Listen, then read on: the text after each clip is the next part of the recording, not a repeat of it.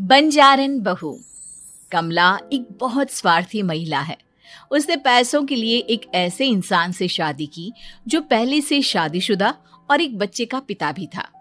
कमला के पति को मरे हुए एक अरसा बीत गया है। अब वो अपने सौतेले बेटे वैभव के साथ रहती है। वैभव के दिल में अपनी माँ को लेकर इतना डर है कि वो अपनी माँ के सामने एक शब्द नहीं बोल पाता। उसकी माँ जो कहती है उसको सर झुकाकर वही मानना पड़ता है। वैभव, तुमने अभी तक घर का काम क्यों नहीं किया?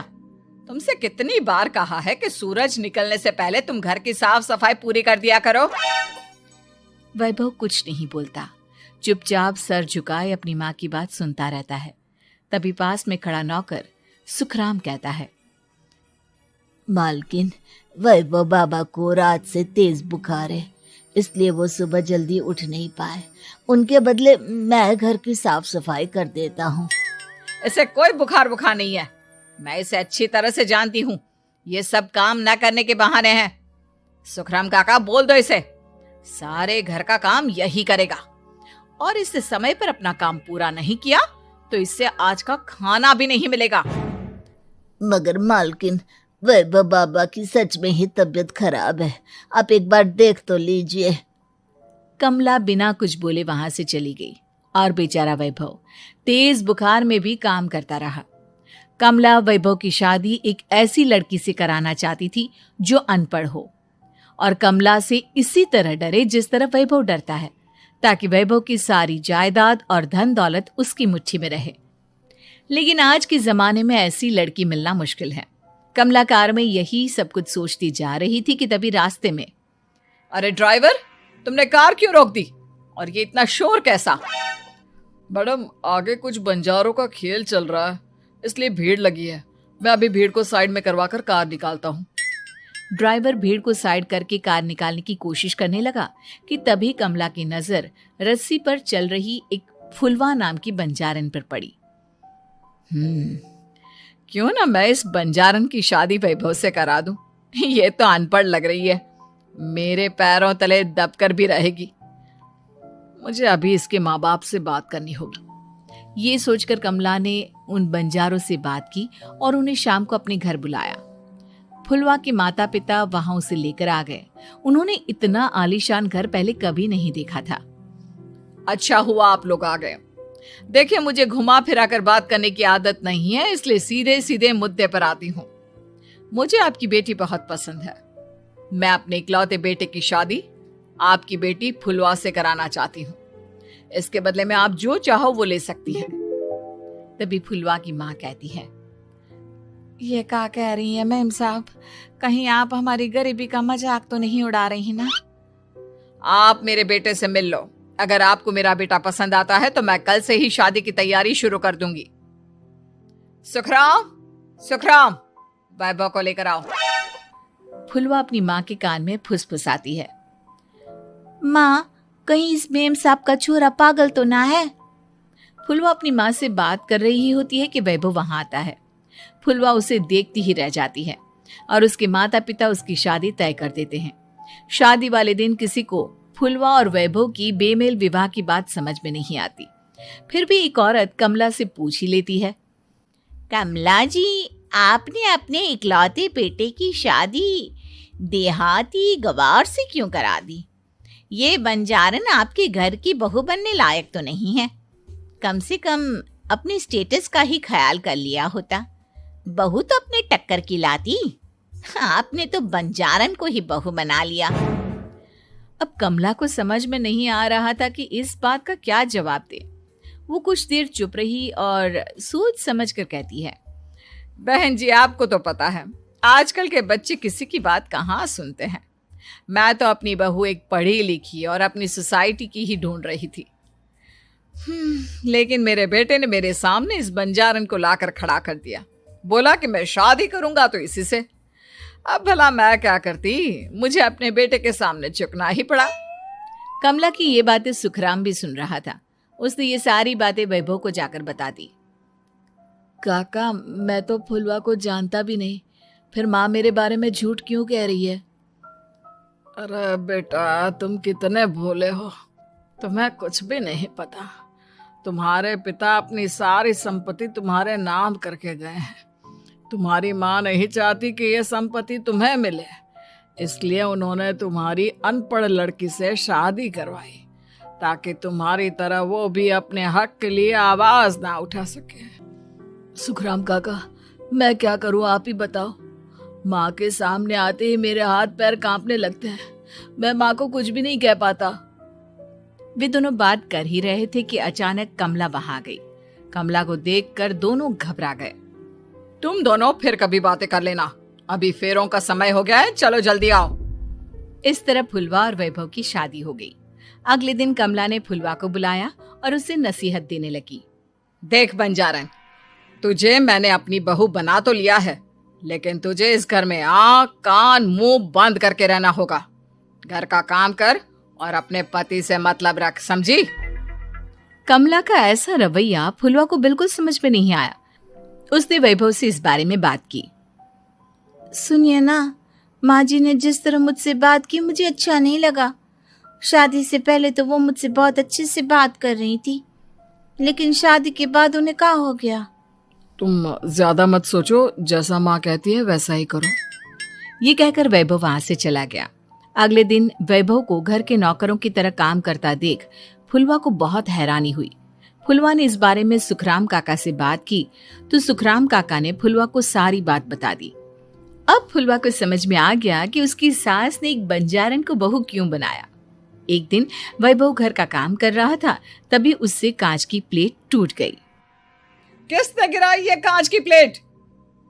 वैभव को वहां खड़ा देख कमला ने छड़ी से उसे मारना शुरू कर दिया। उसके पैर में कांच चुभ गया और खून बहने लगा, लेकिन फिर भी कमला उसे मारे जा रही थी। ये देखकर फुलवा ने कमला के हाथ से छड़ी छीन ली और तोड़कर फेंक दी। बंजारन, तेरी इतनी हिम्मत, तूने मेरे हाथ से छड़ी छीनी? कमला फुलवा को थप्पड़ मारने ही वाली थी कि फुलवा उसका हाथ पकड़ लेती है। ओ सस माँ, मैंने मॉम की गुड़िया ना समझ लियो। बंजारन, ईंट का जवाब पत्थर से देना जानती हूँ। आज के बाद मेरे या वैभव जी के ऊपर हाथ उठाने की सोचियो भी ना, समझी ससु माँ? ये कहकर फुलवा वैभव को लेकर वहां से चली गई। उसने वैभव के पैर पर पट्टी बांधी, उसके आंसू पोंछे। वैभव ने पहली बार किसी के दिल में अपने लिए इतना प्यार महसूस किया। अब फुलवा वैभव का हर काम में हाथ बटाती, उसका बहुत ख्याल रखती। इस तरह दोनों बहुत ज्यादा नजदीक आ गए। वहीं दूसरी ओर कमला सारी जायदाद अपने नाम करने की साजिश करने लगी। और एक दिन, वैभव, जल्दी बाहर आओ। कमला की आवाज सुनकर वैभव और फुलवा अपने कमरे से बाहर आ गए। जी माँ, आपने बुलाया? ये ले, इन कागजों पर साइन कर दे। वैभव कागजों पर साइन करने ही वाला था कि फुलवा वैभव के हाथ से पेन छीनकर कहती है, ना वैभव जी, आप इस पर हस्ताक्षर नहीं करेंगे। आओ बंजारन, मैं तुझसे बात नहीं कर रही। ये बात मेरे और मेरे बेटे के बीच की है। चुपचाप पेन दे दे, नहीं तो तेरी खाल उधेड़ लूंगी। ससु माँ, बंजारन की खाल इतनी भी ढीली ना होवे कि कोई भी उधेड़ लेवे। जो यकीन ना आता हो तो देख ले उतार के। और हाँ, बंजारन जरूर हूँ पर अनपढ़ ना हूँ। मन्ने भी पता है कि किसी भी कागज पर साइन करने से पहले उसे अच्छी तरह पढ़ लेवे हैं। पेन देती है या नहीं? ये कहकर कमला फुलवा को मारने आई तो फुलवा ने कमला को धक्का दे दिया और वो नीचे गिर गई। कमला डरकर वहां से भाग गई। अब फुलवा ने वो कागज उठाए और वैभव के साथ सीधा वकील के पास चली गई। वकील ने वो कागज देखे और फुलवा को बताया, वैभव के पिता की सारी जायदाद और संपत्ति वैभव के नाम है, लेकिन वैभव की सौतेली माँ इस संपत्ति को अपने नाम कराना चाहती है, इसलिए इन कागजों पर वो साइन करा रही थी। तो अब हमें क्या करना चाहिए वकील साहब? वकील ने फुलवा और वैभव को सब कुछ अच्छी तरह से समझा दिया। अब दोनों घर पर पुलिस को लेकर पहुंचे। कमला पुलिस को देखकर घबरा गई। पुलिस ने कहा, आपके नाम की कंप्लेंट हुई है, आपको हमारे साथ थाने चलना होगा। कंप्लेंट? कैसे कंप्लेंट? आप अपने सौतेले बेटे पर बहुत अत्याचार करती हो, धोखे से सारी जायदाद अपने नाम करा रही थी। अब नहीं इंस्पेक्टर साहब, जरूर ये मेरी बहू की कोई साजिश है, इसने गलत कंप्लेंट की है। मैडम, शिकायत आपकी बहू ने नहीं बल्कि आपके बेटे वैभव ने की है। कमला वैभव का नाम सुनकर दंग रह गई। जिस बेटे ने कभी उसके सामने सर नहीं उठाया था, आज वही बेटा उसके सामने पुलिस को लिए आया है। वैभव, तुम्हारी इतनी हिम्मत कि तुम पुलिस को ले आए? हाँ माँ, मैं लाया हूँ पुलिस को, और मेरे अंदर इतनी हिम्मत कभी ना आती अगर फुलवा मेरा साथ ना देती। आपने बंजारन बहू को लाकर अपने ही पैर पर कुल्हाड़ी मारी है माँ। मैडम, अब की बात खत्म हो गई हो तो चलो हमारे साथ। वैभव, मुझे माफ कर दो, मुझे थाने मत भेजो। आज के बाद मैं तुम्हें कभी नहीं मारूंगी, तुम्हें कभी परेशान नहीं करूंगी, मुझे माफ कर दो। वैभव अपनी कंप्लेंट वापस ले लेता है और पुलिस वहां से चली जाती है। वैभव अपनी सौतेली माँ से कहता है, मैंने पुलिस को वापस तो भेज दिया है, लेकिन मैं आपको माफ नहीं कर सकता। आपने बचपन से आज तक कभी मेरे सर पर हाथ नहीं रखा, हमेशा मुझे मारती रही, नौकरों की तरह बर्ताव करती रही। आप इस घर में नहीं रह सकती, चली जाइए यहां से। कमला घर छोड़कर चली गई और सड़क किनारे खड़ी होकर सोचने लगी, काश मैंने वैभव को माँ की तरह प्यार किया होता तो आज मैं इस तरह से बेसहारा ना हो जाती।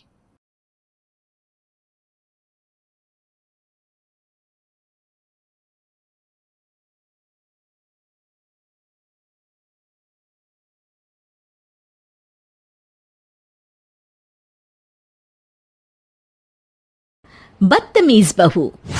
सभ्यता से भरपूर शास्त्री परिवार की इकलौती बेटी मोहिनी को बचपन में ही पढ़ाई के लिए विदेश भेज देते हैं, जहां से वो सालों बाद ग्रेजुएशन पूरी करके इंडिया वापस आती है, जो अब संस्कार, सभ्यता, संस्कृति जैसी चीजों से कोसों दूर होती है। एक सुबह मोहिनी शॉर्ट ड्रेस पहने, कानों में हेडफोन लगाए जोर जोर से इंग्लिश गाने गाती हुई घर में घूम रही होती है। सुबह सुबह भगवान का नाम लेते हैं, राक्षसों की तरह चिल्लाते नहीं। पॉप्स, आपको अच्छे गाने की बिल्कुल समझ नहीं है, सो ठीक है, चिल पिल। अरे मोहिनी, पापा से ऐसे बात करते हैं क्या? सारी तमीज भूल गई हो। ओह मॉम प्लीज, इतनी बड़ी भी कोई बात नहीं हुई, सो डोंट ओवर रिएक्ट। ऐसे ही दिन बीतते हैं जिसमें मोहिनी के तौर तरीके, रहने और बात करने का ढंग उसकी मम्मी पापा को परेशान करने लगता है। भला कोई मानेगा कि ये मेरी बेटी है? रीति रिवाज और संस्कारों से तो इसका दूर दूर तक कोई नाता नहीं, और अब तो लगता भी नहीं कि कभी होगा। अरे ऐसे कैसे नहीं होगा? लड़कियां सारे नखरे अपने माँ बाप को ही दिखाती है। ससुराल जाकर उन्हें सब कुछ करना भी पड़ता है और मानना भी। पत्नी की बात शास्त्री जी समझ जाते हैं और कुछ ही दिनों में अपने से भी ज्यादा धार्मिक परिवार में निखिल के साथ मोहिनी का रिश्ता पक्का कर देते हैं। रिश्ता तो पक्का कर दिया, पर यहाँ मोहिनी को कैसे मनाएंगे? शादी ब्याह के मामले में आटे में नमक जितना झूठ तो चलता है जी। इसी तरह एक के बाद एक तिकड़म लगाते हुए दोनों मिलकर मोहिनी को शादी के लिए तैयार कर लेते हैं और मोहिनी निखिल की शादी हो जाती है, जिसके अगले दिन से ही मोहिनी दोबारा अपने पूरे अवतार में शॉर्ट ड्रेस पहनकर घर में घूमने लगती है। बहू को ऐसे देख सास की आंखें फटी की फटी रह जाती हैं। अरे ये क्या बेशर्मी है, हमारे घर की लड़कियां जींस तक नहीं पहनती और तुम बहू होकर इतने छोटे कपड़े पहनकर पूरे घर में घूम रही हो।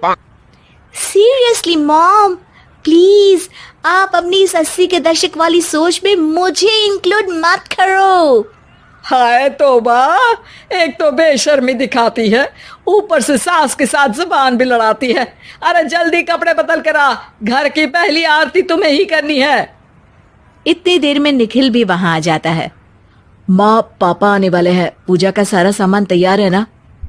ये पूजा हमेशा मेरे बॉयफ्रेंड्स के पीछे पड़ी रहती थी और अब हस्बैंड के पीछे भी आ गई। मोहिनी की बातें सुन सास तो अपना सिर पकड़ लेती है, लेकिन निखिल किसी न किसी तरह उसे पूजा के लिए कन्विंस करके कपड़े चेंज करने के लिए भेज देता है, जिस पर पूजा खत्म होने के बाद वो एक बार फिर अपनी शॉर्ट ड्रेस में आ जाती है। बहू, ये क्या तरीका है? संस्कार नाम की कोई चीज है या नहीं? नहीं ससुर जी, संस्कार मेरा दूसरा बॉयफ्रेंड था, अब तो मेरा उससे कोई कांटेक्ट नहीं है। मोहिनी का जवाब सुन के ससुर तो भगवान नाम जपते वहां से चले जाते हैं, लेकिन सास बहू के बीच कहासुनी फिर शुरू हो जाती है, जिसे इग्नोर करते हुए मोहिनी घर से बाहर चली जाती है और देर रात घर वापस आती है। मोहिनी, मैं जानता हूँ कि तुम विदेश में रही हो और तुम्हें वहीं की आदत है, पर यहाँ चीजें कुछ अलग है। अगर तुम उस हिसाब से कुछ एडजस्ट कर लो तो सबके लिए सही हो जाएगा। I am not in a lecture mood. Good night. अगली सुबह मोहिनी देर से उठकर एक बार फिर उसी तरह सबके सामने आती है, जिस पर उसकी सास कुछ बोले उससे पहले ही मोहिनी की दोस्त मोनिका और रेचल वहां आ जाती हैं। Oh, hi darling. How are you? OMG, we missed you so much. I missed you too, darling. Ram Ram, इन्होंने तो तुमसे भी छोटे कपड़े पहने हैं। अरे तुम लोगों के अंदर कोई शर्म लिहाज बाकी भी है या सब बेच खाई? मोहिनी, तुम्हारी मेड कुछ ज्यादा नहीं बोलती? इस पर मोहिनी की दोस्त उसकी सास का मजाक बनाने लगती है, जिसे सुन निखिल उन्हें जवाब देते हुए कड़वे शब्द सुना देता है और वो सुन के वो दोनों तो मुंह बनाए वहां से चली जाती है, लेकिन गुस्से से लाल मोहिनी वहीं खड़ी निखिल को घूरती रहती है। घूर क्या रही हो? तुमसे शादी की ये सोचकर कि विदेश में पढ़ी लिखी हो, घर में कोई पॉजिटिव चेंज लाओगी, अपनी करियर के लिए एम्बिशियस होगी, पर अपने इस बिहेवियर से उस पढ़ाई के साथ साथ अपने मम्मी पापा के नाम को भी डुबो रही हो। अगर तुम्हें ऐसे ही हाल रखना है तो यहाँ रहने की कोई जरूरत नहीं है। निखिल की बातें सुनकर मोहिनी रोते हुए घर छोड़कर अपनी मम्मी पापा के पास वापस आ जाती है। ससुराल में सब कुछ ठीक तो है? वो अपने आप को समझते क्या है? मोहिनी पर चिल्ला रहे? मैं क्यों उसके इशारों पर चलूं? मैं अपनी लाइफ अपने तरीके से जीना चाहती हूँ और वो ना आप लोगों को मंजूर था और ना ही उन्हें है। तुम यहाँ नहीं रह सकती। अपने पापा की बात सुन के मोहिनी हैरान रह जाती है। हाँ, तुमने बिल्कुल सही सुना। अगर तुम्हें अपने इस घमंड, बेशर्मी और बदतमीजी में ही जीना है तो तुम यहाँ भी नहीं रह सकती। बेटी, मैं मानता हूँ हमारे यहाँ रीति रिवाज बहुत मायने रखते हैं और हमने उन्हीं के ओवरडोज से बचाने के लिए तुम्हें विदेश भेजा था। एक लड़की जो शादी करके घर और बच्चे संभालती है, उससे तुम अपने आप को ज्यादा समझ सको इसके लिए भेजा था। तुम उससे ज्यादा समझो और बनो, पर तुम तो किसी दूसरी ही ट्रेन में चढ़ गई बेटा। उसके मम्मी पापा बहुत देर तक मोहिनी को सारी बातें समझाते हैं, जिन्हें सुनकर मोहिनी को अपनी गलती का एहसास होता है। वो जॉब ज्वाइन कर लेती है और ससुराल वापस आकर उन्हें मॉडर्न बनाती है और खुद भी कुछ रिवाज सीखते हुए खुशी से रहने लगती है।